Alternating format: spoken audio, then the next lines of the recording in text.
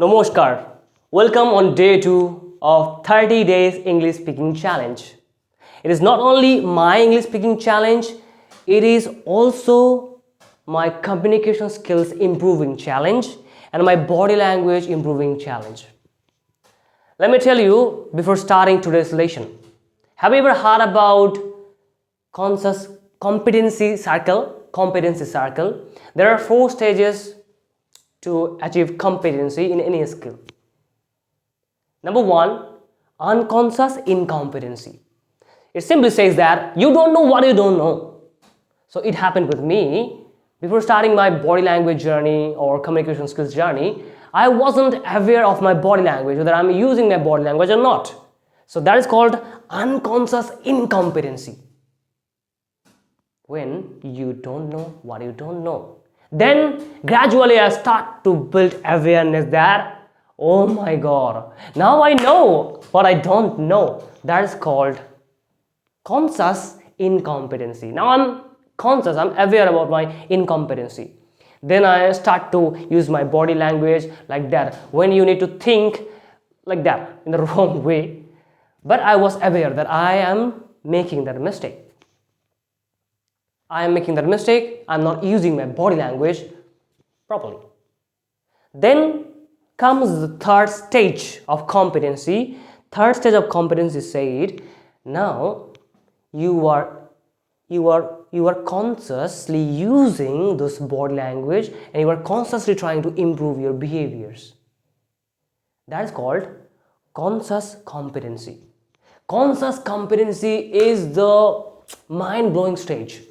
Here you struggle with your body language. Sometimes in order to use your body language like this way, you use this way. If you want to say, you need to think, instead of here, you need to think, you say that you need to think in that way. So when I go to read and write, so you make mistakes. So there is no sync between your words and your body language. But the final stage, the rewarding stage, the most exciting stage, and I'm not in that stage properly, totally, but I have crossed the conscious competency level and I am just about to enter the unconscious competency level when I can use my body language whenever I want and however I want. Then in that stage you just try to add nuances, try to experiment with your body language. You use complex body language, complex hand gesture, and I love that. I love that. So that's why to enter that stage, the stage of unconscious competency, I am accepted. I have embarked on that journey. I have taken up that challenge. And I'm super excited. I'm super excited, to be very honest. So today, in this video, today, this is day 2, I am going to explain 3 topics. Again, 3 topics. The number 1 topic is, that's my favorite. Habits that build fluency. And number 2 is learning pyramid. The learning pyramid. That is really very important. And topic number 3 is very, very important. That is solo technique, solo practice technique. And number 4 is bonus tip, that is best channel recommendation. It is bonus, but don't underestimate that. There is some surprises in that part. So let's get started with the first topic, an exciting topic, the highly effective habits that builds fluency. That build fluency, not builds. Highly effective habits. See, no matter how clear your intentions are, no matter how clear your goal is, unless and until you build some tiny habits, some atomic habits, result never comes. Because result responds to your actions, not your intentions. So that's why building tiny habits is really important. are really important. It is not your clear intention, it is not your intense action, it is the tiny habits that builds fluency over time. See, fluency is not magic, fluency is not talent, fluency is a result of these tiny habits. So the habits you should build in order to achieve fluency are: number one, these are so simple habits and you need to follow them from morning to night. So I'm going to tell you what are the habits you can follow, what are the tiny habits, can easily be done. Simple habits I'm going to share with you. In the morning, after waking up, you can use positive affirmations. You can say some silent sentences to yourself that, Jeet, today I'm going to do something great. I'm going to try something new. I will be productive. I will have the conversation. These are the sentences you will tell, and this is the beginning. This is the beginning of thinking in English. And you are starting thinking in English morning itself. What can be a better start of the day? What can be better? Honestly, nothing. So this is the first and effective habit you can build. And number two, after completing that habit, why am I walking? Okay, after doing that thing, after telling some positive affirmation to yourself, number second habit, greet in English. Greet your friend, greet someone who understands English in English. Say good morning. And don't always say good morning, good morning, good morning. Try different ways to say good morning. Good morning, rise and shine, have a great day. And ask, how are you doing? How are you? And here one twist. Don't just type that message. Instead, record your voice. Send them a sweet voice note.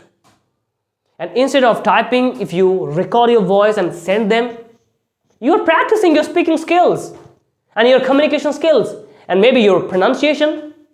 So, see, 3 following qualities come across if you just tweak it a bit. Just simple tweak gives you these following qualities. Do that. Number three, the habit you should build. Take a simple topic and think it as a project.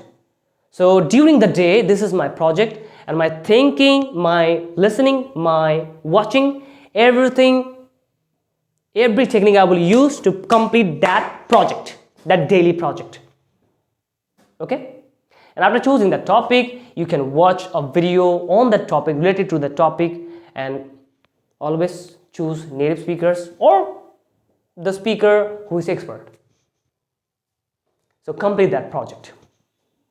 And then the most of all, the habit, the strongest, the most effective, the powerful, the impactful, the amazing habit, that is curiosity. Curiosity fuels your growth. Curiosity leads you to fluency. Curiosity helps you to know more. If you develop that habit of asking questions, you ask more, you know more. You know more, you speak more. You speak more, you become fluent. That is a simple formula and it needs to be repeated.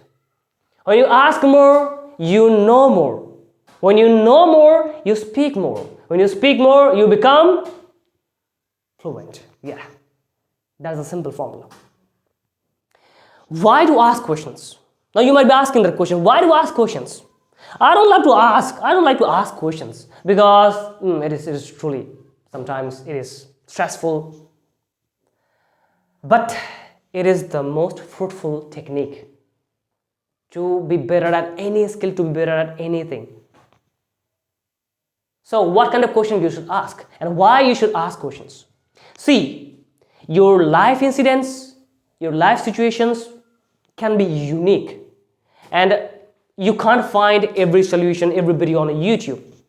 So you should ask questions, you should translate your thought into English. And when it comes to ask questions, who can be better than ChatGPT? To be very honest, no one can be better than ChatGPT. Whatever you want to know, just ask ChatGPT. You think in English, you think in your mother tongue, and you ask that question, translate your thought, gather that data from here, from ChatGPT, and apply the knowledge.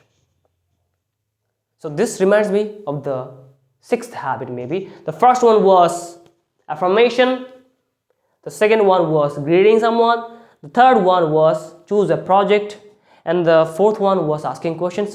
This is the fifth project. What is that? Apply. Oh my god, making waves. Apply. Because my mentor says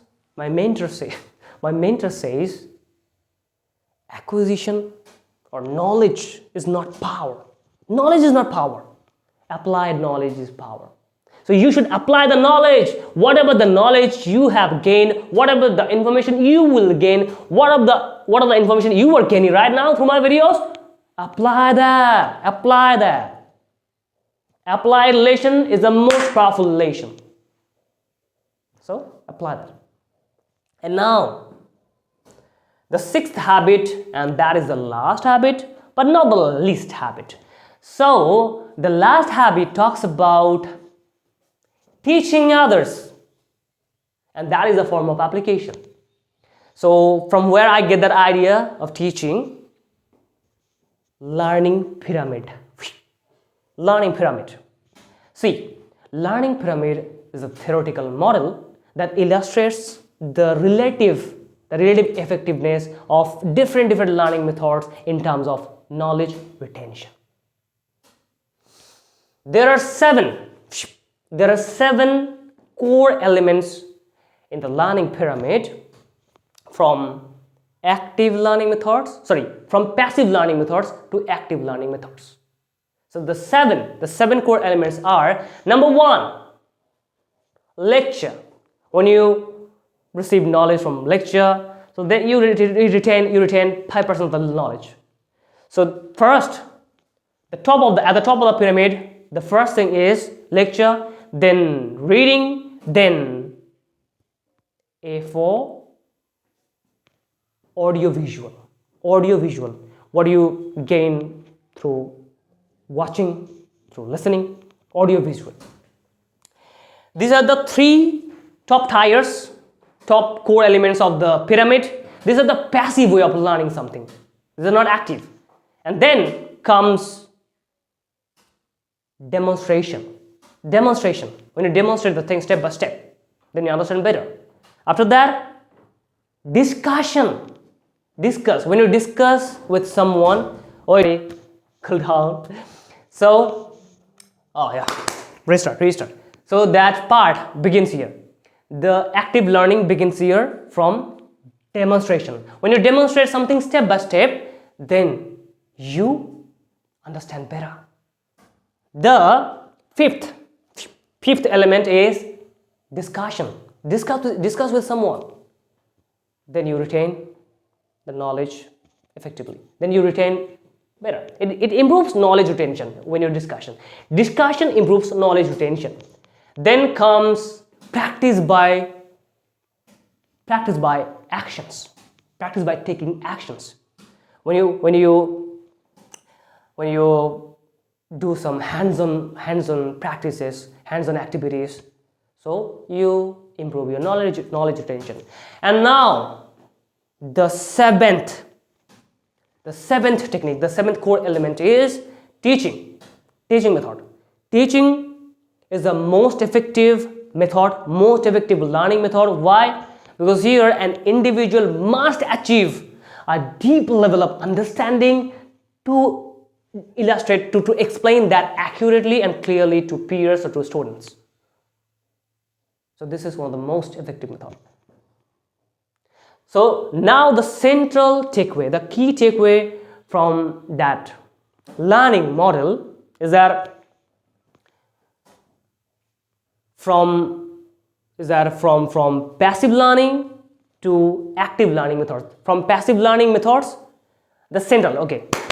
In other words, the central message, the key message of learning model, learning pyramid is that moving from passive learning methods, top of the pyramid, to active learning methods, base of the pyramid, generally improves knowledge retention. That's a simple idea. And now from that learning pyramid, you don't need to remember all those tiers or elements. Just remember teaching. Teaching improves knowledge retention and is like two birds in one stone. You will grab someone, you will grab one student, you will teach them for free. If you teach someone for free, you will get many students. So teach someone. If you teach someone, it will be beneficial for him as well as for you. Teaching is the most effective way to learning twice. So why not? Why not receiving the beauty? Why not embracing the beauty of that teaching method? If we can learn better, so why not receive that? So this is the end of that. So that highly effective habits that build fluency. And now we will jump straight into the next topic, which is, I know you have been waiting for that thing, solo practice techniques. Yes, I love that. We love that solo practice technique. And nowadays we are living in AI era. There are many applications, there are many methods. So we should embrace this technology and we should incorporate those technologies to help us to grow more. So how to do solo practice? Solo practice. Solo practice means how to practice alone at home. Just like me. Whatever I have learned alone at home. Just by watching YouTube, just by taking help from ChatGPT. That's all. And here, you must remember one thing. Most students in India, most learners, what they do? They hop from this application to that application. They hop from this teacher to that teacher. Man, it leads to confusion. Don't do that.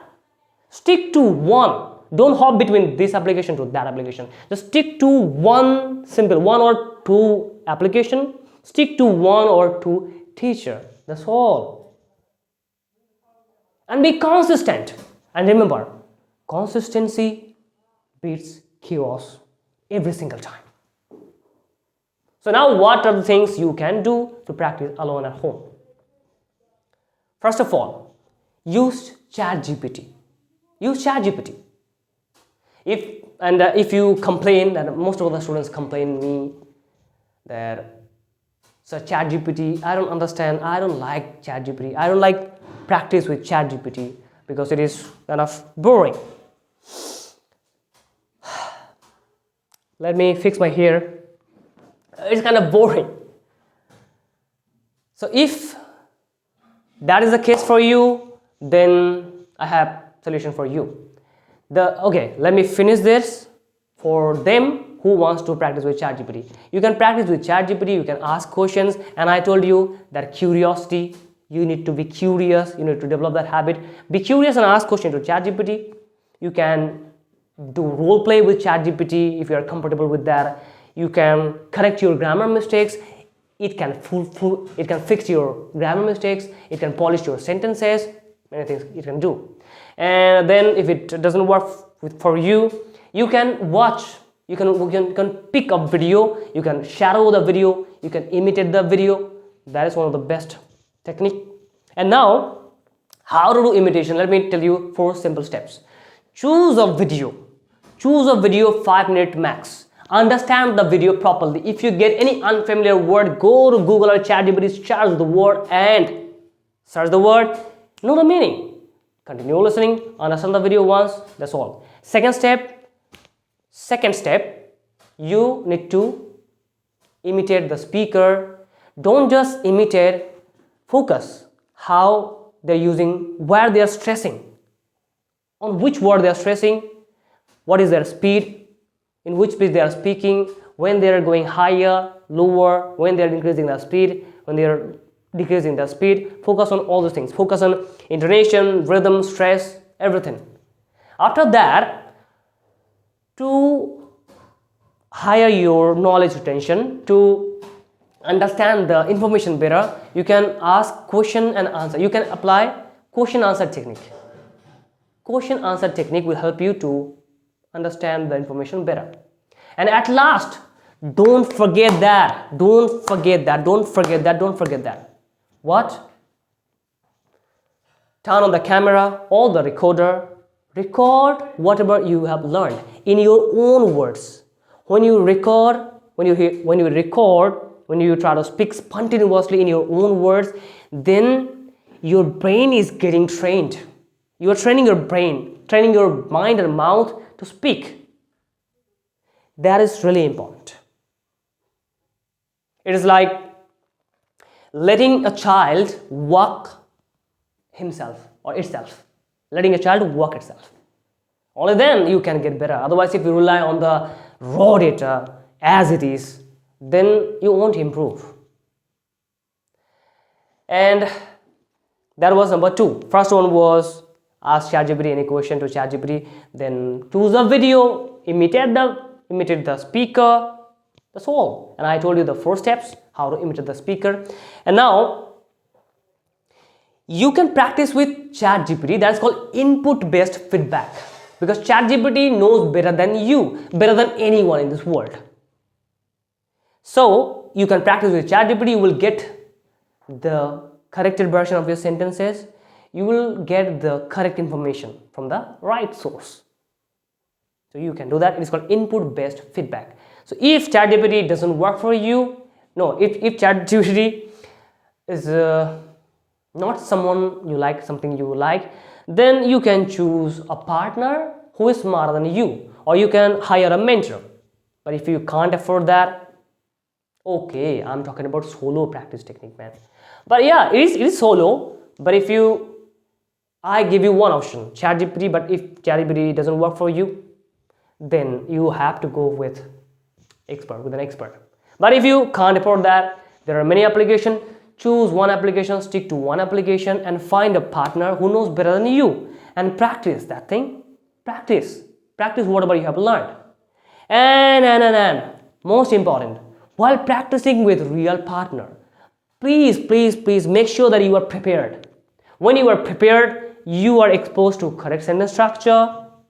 You have to be intentional that in this conversation, I am going to add some new sentence. I'm going to use some advanced phrases. I'm going to use some catchy idioms. Then your discussion isn't just discussion. It becomes your cheat code to improve. Fix your posture. So you can do that. And preparation matters the most.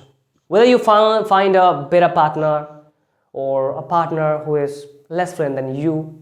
If you find a less fluent partner than you can guide him, you can teach him. And on the other hand, if you find a partner who knows better than you can learn from him. You can also use the memorized, the rehearsed phrase in both of the conversation. But if you are speaking with a real partner who is less fluent than you, and chances are chances are higher that you will get a less fluent partner on applications like whatever the applications are, the online applications. I can't name them. So chances are higher that you will find a less fluent partner than you. So what happens when you interact with the when you everyday interact with the less fluent partner, you constantly get exposed to wrong English, and you're repeating the same mistakes again and again. You are not learning new words, new vocabulary. How come you expect that you will improve? You can never improve. So preparation matters the most. if you are going with this approach, online applications approach, preparation, prepare before every conversation. These are the things you can do while practicing solo, while practicing alone. So I covered the topic. I covered the topic of highly effective habits that build fluency. Then solo practice techniques. I discussed learning pyramids, and then last but not the least, best channel recommendation. Oh my god, you might be eagerly waiting for that moment. I am also eagerly waiting for that moment. Practice, man. Best channels. Now, in order to search, when it comes to search to recommend best channels, best YouTube channels, first understand your goal. Why you are learning English? If you are learning English, you are a homemaker, then channels might be different for you. If you are aiming for interviews, then it is different. It will be different for you. But if you are aiming for communication skills, English communication especially, then the recommendation will be different for you. So the best option is go to ChatGPT. Ask this question to ChatGPT. What can be the best? What can be the best? What are the best channel recommendation for me? I am a beginner. What are the best channels for a beginner level speaker? Ask them. And if you want to know about my journey, which channels I used to follow, so it changed according to the level I was and I am. When I was a beginner, I used to follow Kanchan Kesari ma'am, I used to follow Aval sir, T.S. Madan English. Then I used to follow Dear sir, especially for tenses. So don't do that. Don't learn all the tenses at a time. That is just overkill. Don't learn that. And yeah, for beginner level English, I used to follow them. And after that, to improve my communication skills, I still follow a channel that is Vin Jiang, that is named after his own name, Vin Jiang. Okay. And I used to follow Alina Rice ma'am as well. So these are the channels I used to follow. But nowadays you can follow some animated channels, animation channels. And if you are beginner and you want to consume native speech, native contents, then there are slow English podcasts, some animated cartoon channels. You can follow them. And I think you should follow native speakers. I think so, especially like based on my experience. And I'm telling that from my experience. But if you prefer Indian English speakers or Indian accent, then you can follow. You can also follow Indian channels. But if your goal is to go foreign countries, overseas countries, then you should expose yourself to native speech. So that is the end of this day 2, and I will see you in the next. Till then, bye. Oh, and after a long time doing that one, I can learn English. Oh no, I forgot, man. Okay, fold your arms to tap on your chest and say loudly, I will speak English fluently.